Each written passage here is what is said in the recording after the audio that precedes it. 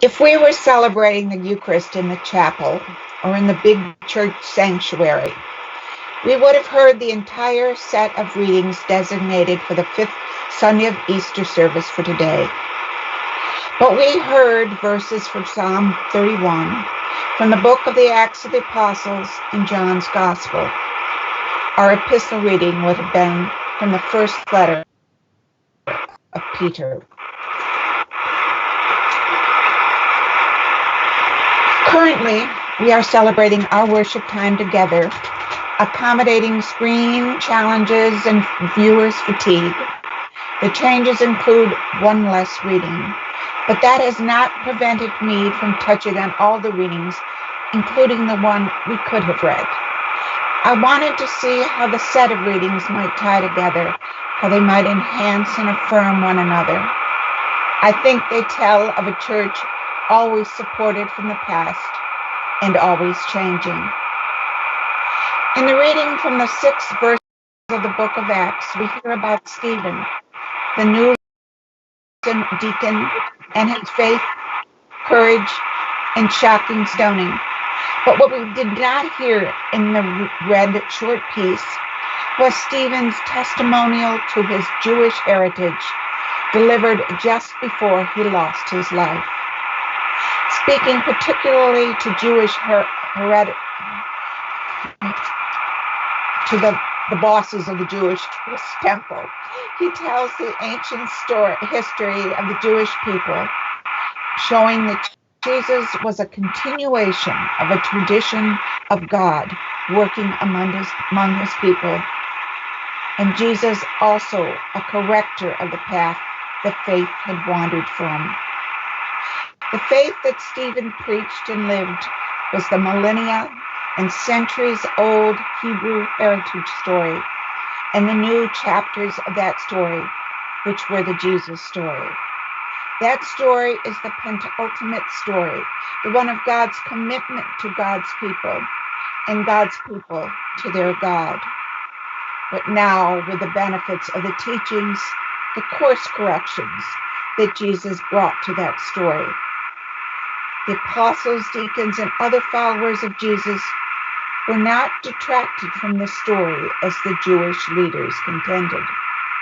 These Jewish followers were living the way, the truth, and the life that they believed expanded the story of commitment of God and of God's people.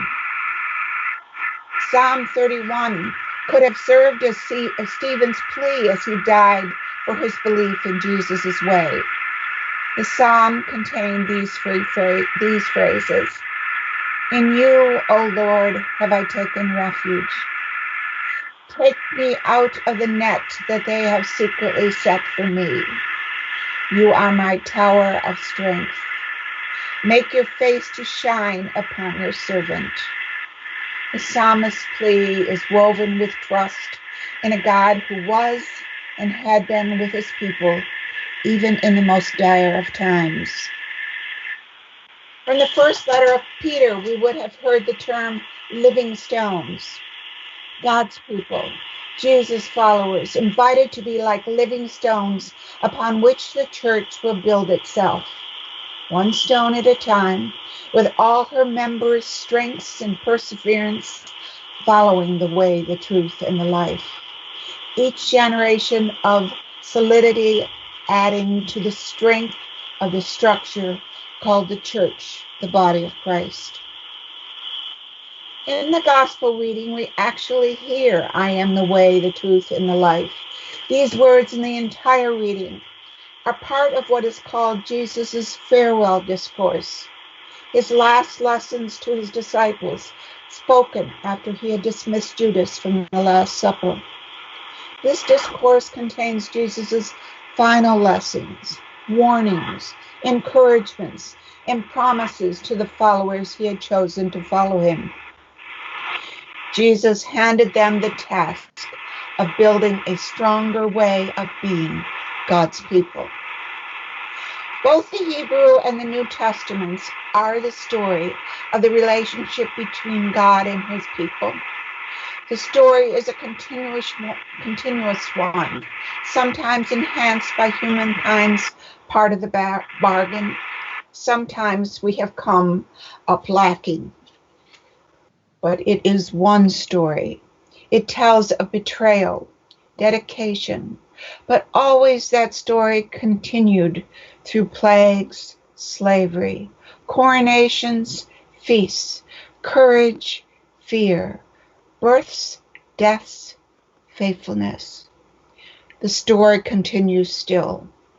Now we are the ones who, with our God, through Jesus the Christ, are making the story these days. We have the privilege and the duty to add to the Hebrew Christian story through the way, the truth, and the life we live. We are the living stones adding to the structure of that God-human relationship.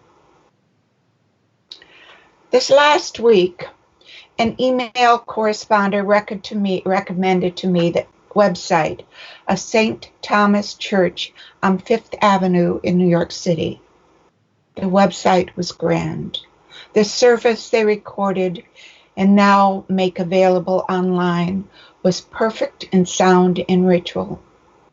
It is a tribute to that parish's contribution to what is church in our world today. But I couldn't be part of that piece of the Christian story. I would be way too intimidated, so afraid I'd do the wrong thing and mess up the beauty of the service, that I'd let someone down. I'm more useful being where I am more comfortable in what I hope and pray is still an addition to the church, the body of Christ.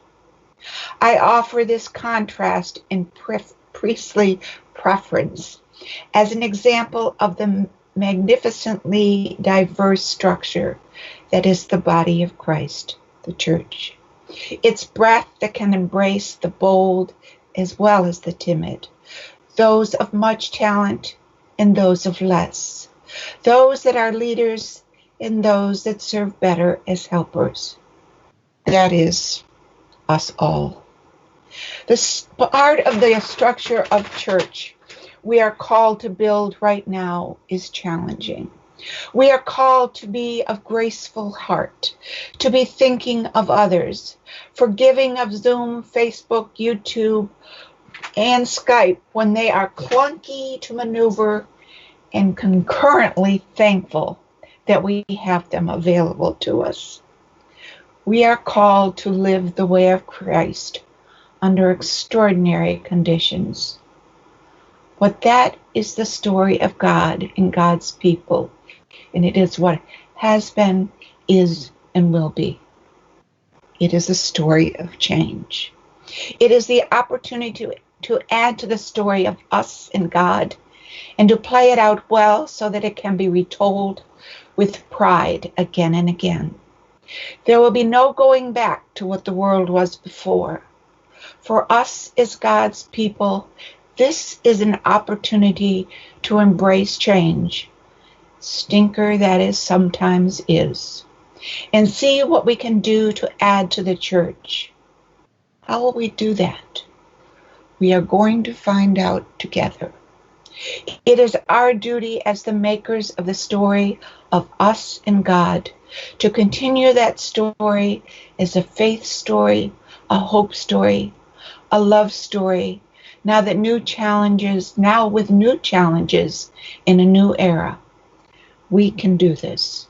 We must do this because there are parts of this God story that only we are capable of adding.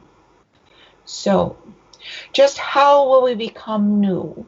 What will we risk changing to make these new chapters stories of the good and faithful, challenged, and maybe even fun lovers? Let's make them good reading for Christians in future eras. Amen.